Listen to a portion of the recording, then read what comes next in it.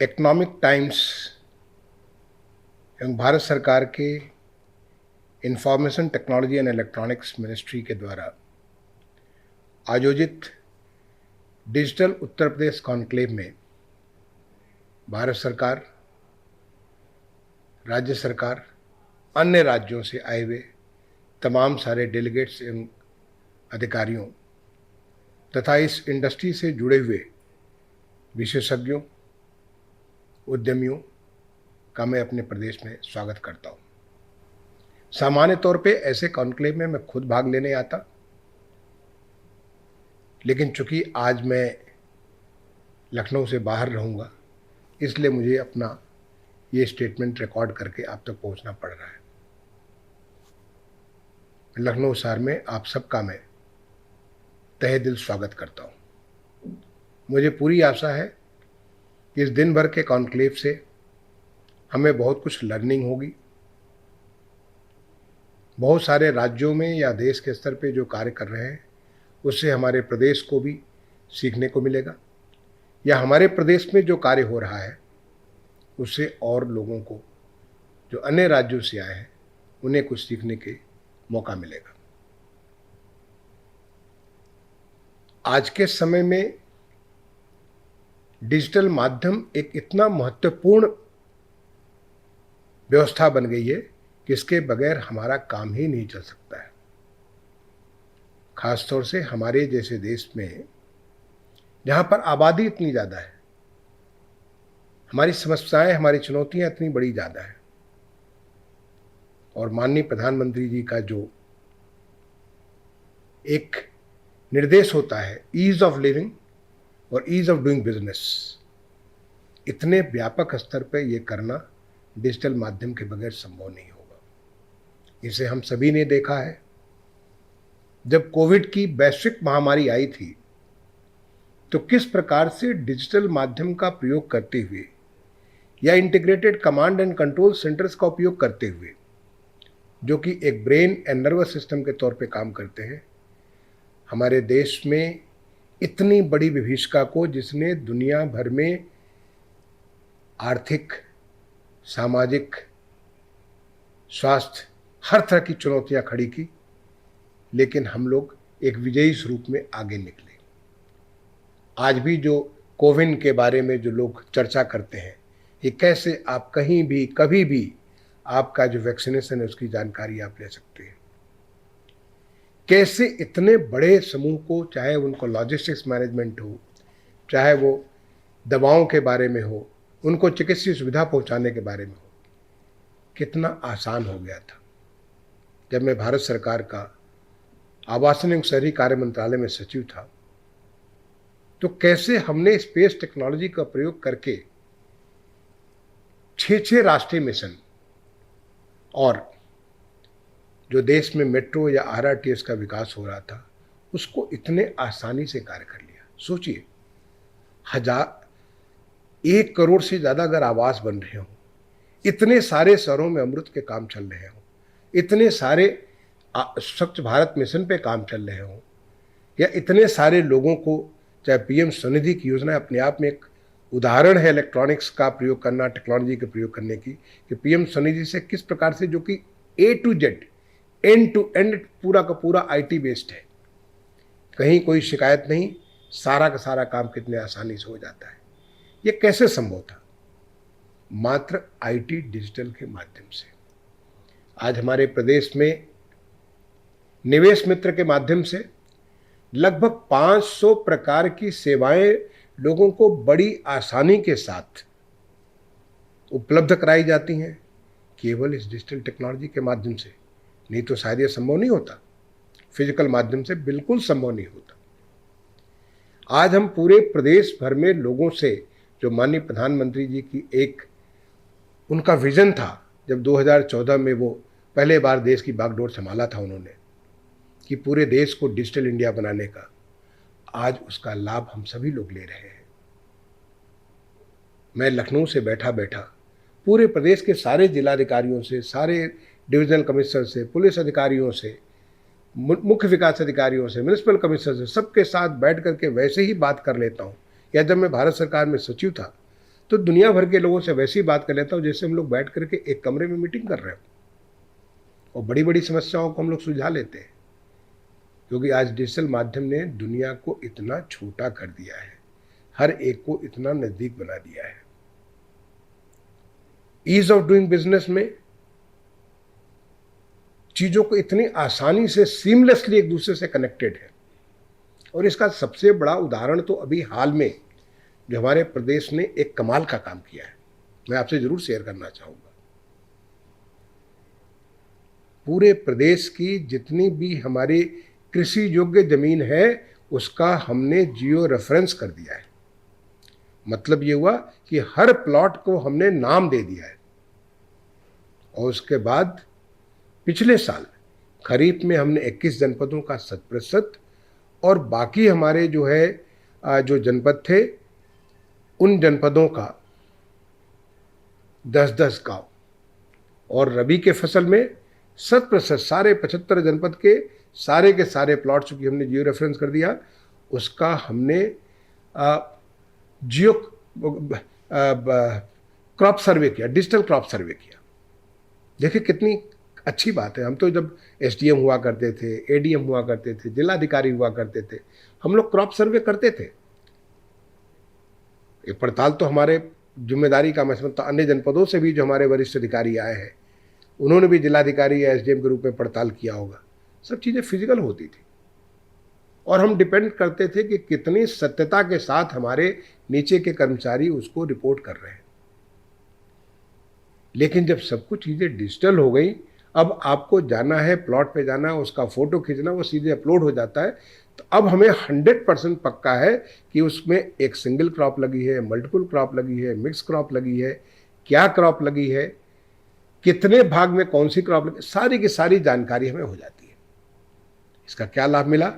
अब हम जान सकते हैं कि कितना हमारा फसल कौन सी बोई गई है, कितना हमारा उपज हो रहा है। अगर हमें प्रोडक्टिविटी मालूम है उसको सारा प्रोडिक्शन करना आसान होता है। अगर कोई बीमारी लगती है तो हम कहाँ पे किस प्रकार से बीमारी को रोकने के किस प्रकार की दवाओं का प्रयोग कर सकते हैं।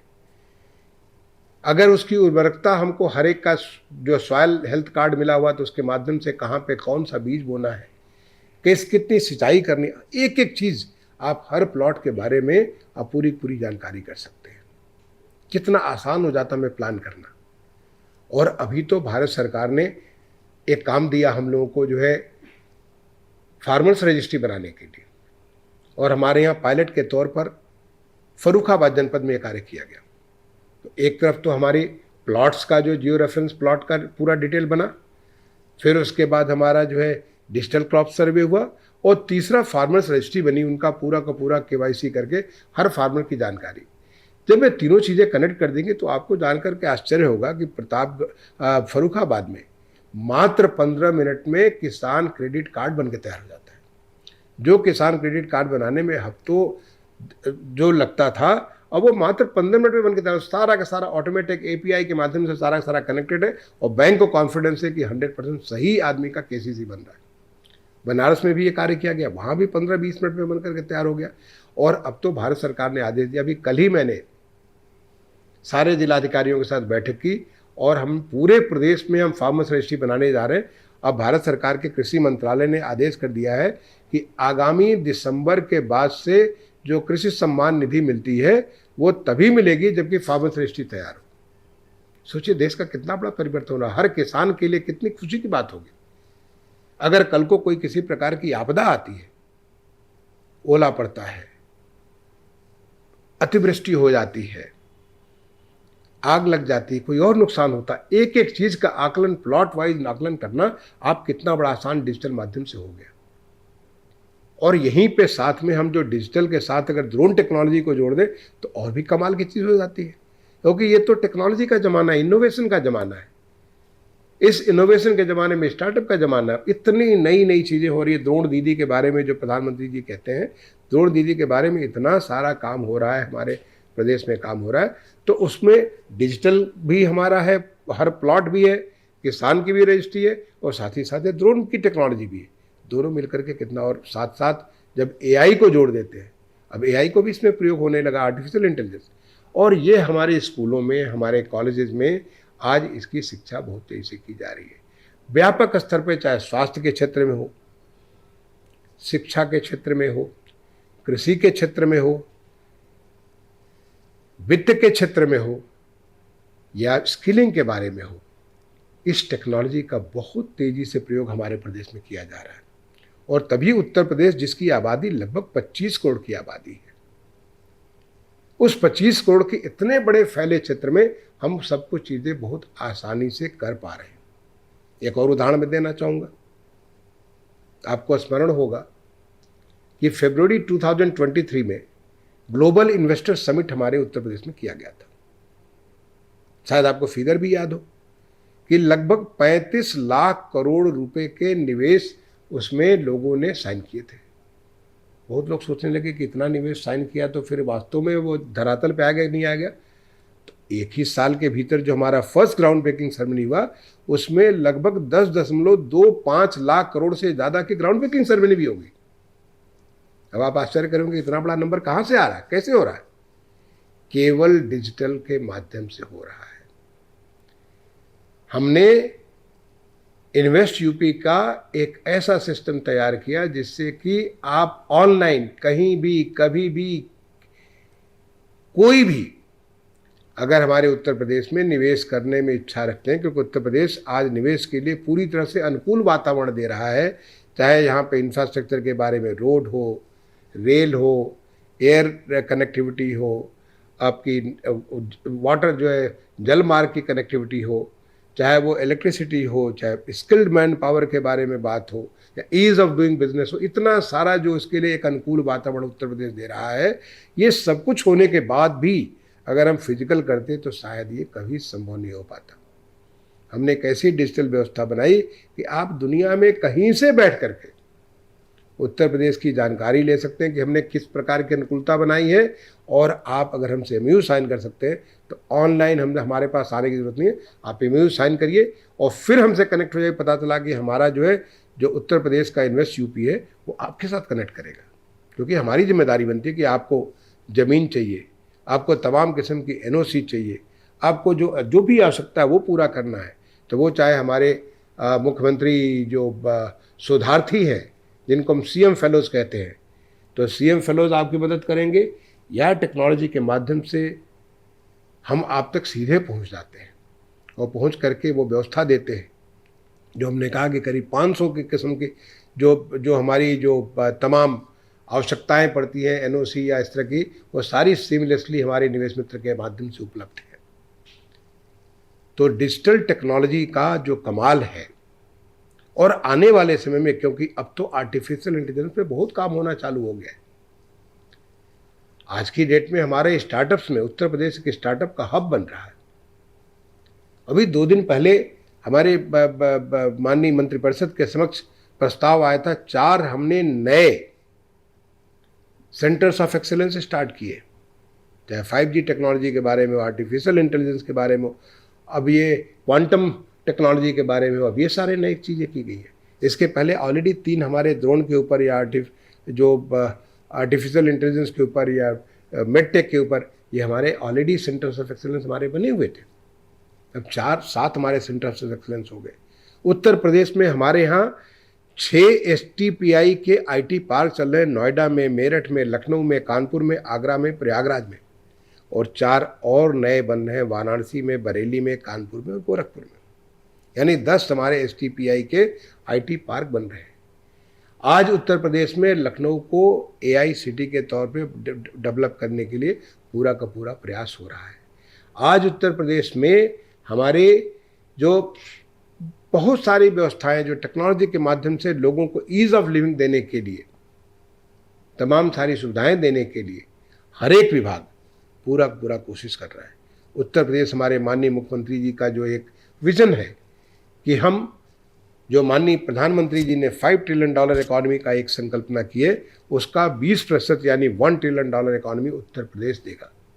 उत्तर प्रदेश में पिछले साल में हमारा करीब 14% का ग्रोथ हुआ है। जब पूरे देश का ग्रोथ हमारा 8% के आसपास है, उत्तर प्रदेश में 14% से ऊपर का ग्रोथ हुआ है। हमारी इकॉनमी अब $300 बिलियन को क्रॉस कर चुकी है और हम पूरा विश्वास करते हैं कि ये हमारी इकॉनमी जो मुख्यमंत्री जी की अपेक्षा है और उनका जो विज़न है $1 ट्रिलियन करने का, हम उसको पूरा करेंगे। और ये पूरा तभी हो सकता है जब हम पूरे प्रदेश के हर क्षेत्र का विकास करें, हर नागरिक का हम विकास करें, हर नागरिक की क्षमता को हम उसकी क्षमता भगवान ने दे रखी है, जो उस क्षेत्र की क्षमता भगवान ने दे रखी है, चाहे जल के बारे में हो, ज़मीन के बारे में हो, जलवायु के बारे में हो, या वहाँ पे जो जो तमाम सारी चीज़ें जो सामान मिलते हैं उसके बारे में हो, या वहाँ के स्किल्स के बारे में, नेचुरल स्किल्स के बारे में हो, जैसे कि 1 डिस्ट्रिक्ट 1 प्रोडक्ट, उसमें भी टेक्नोलॉजी का प्रयोग करके कैसे हम लोगों को बेहतर बना सकते हैं। तो ये हम टेक्नोलॉजी का प्रयोग करेंगे जिसके माध्यम से हमारा $1 ट्रिलियन इकॉनमी को यात्रा पूरा करना आसान होगा। अगर मैं इसके ऊपर बात करूं तो बहुत लंबी बात कर सकता हूं, क्योंकि मेरा अनुभव उत्तर प्रदेश का भी काफ़ी सारा है और देश लेवल का भी बहुत अनुभव है। मैं जो अब अर्बन डेवलपमेंट मिनिस्ट्री में जब मैं एडिशनल सेक्रेटरी था, या जो मैं housing and urban affairs ministry में सेक्रेटरी था, इतने सारे काम करते थे, इतनी सारी चीज़ें संभव करते थे। जो माननीय प्रधानमंत्री जी की जो उनका विज़न था आत्मनिर्भर भारत बनाने की, जो उनका विज़न था मेक इन इंडिया करने की, जो हम मेक फॉर वर्ल्ड करने की, इन सारी चीज़ों को साकार करने के लिए इतनी सारी हम जो कोशिश करते थे, सब जगह टेक्नोलॉजी उसके बेस लाइन बनाती थी। टेक्नोलॉजी के माध्यम से हम एक से अनेक हो सकते थे। तो मुझे आज जो लगता है कि आज आपका जो पूरे दिन का जो कॉन्क्लेव होने वाला है, जो तमाम सारे लोग अपने अनुभव लाए हैं, आज इस हॉल में इतना बड़ा अनुभव एक साथ बैठा हुआ है, निश्चित तौर पे आपके अनुभवों से सुन करके हमारे प्रदेश को लाभ मिलेगा। मैं इकोनॉमिक टाइम्स से रिक्वेस्ट करना चाहूँगा कि जो आपके पूरे दिन भर का जो निचोड़ हो, जो लर्निंग्स हो, जो इन्फ्रेंसेस निकले, उसको हमारे प्रदेश सरकार से ज़रूर शेयर करिए। आज हमारा प्रदेश लर्निंग प्रदेश है, हम सीखते हैं और सीख करके आगे बढ़ते हैं। हम नई नई चीज़ें के हम एक्सपेरिमेंट करते हैं, नई इनोवेशन करते हैं, कोशिश करते हैं। अगर कहीं भी अच्छा हुआ है तो हमारे प्रदेश में भी होना चाहिए। तो हमें इसी आशा के साथ कि आज पूरे दिन भर का चर्चा बहुत अच्छा हो, बहुत ही लाभदायक हो, आने वाले समय के लिए आप सबके लिए फ़ायदेमंद हो, और ख़ासतौर से हमारे प्रदेश को, जो कि हमारे प्रदेश में ये कॉन्क्लेव हो रही है, हमारे प्रदेश को बहुत ज़्यादा लाभ मिले। मैं इसी भावना के साथ, इसी शुभकामना के साथ अपनी बात को समाप्त करता हूँ। धन्यवाद। जय हिंद।